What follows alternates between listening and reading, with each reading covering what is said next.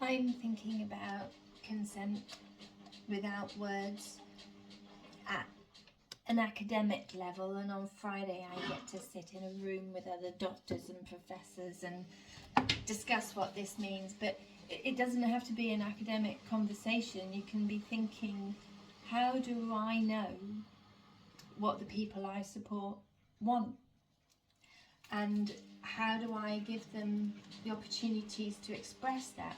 And am I that paper that said we just necessarily excluded them? We just didn't, we just didn't bother with those people.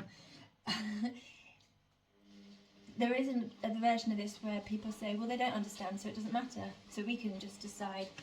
And do you think that?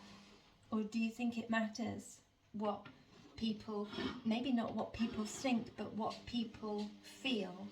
And so where do you listen for consent? How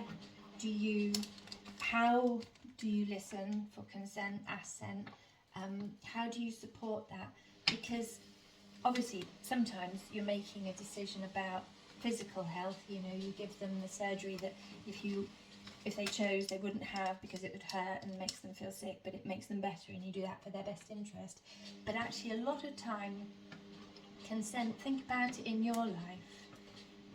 If I said, something happened to you without your consent, that would have such a huge consequence for your mental health, wouldn't it? And often providing opportunities for consent, assent, looking and listening in whatever way, however way you do that, even if somebody doesn't have intellectual capacity to use standardized forms of communication.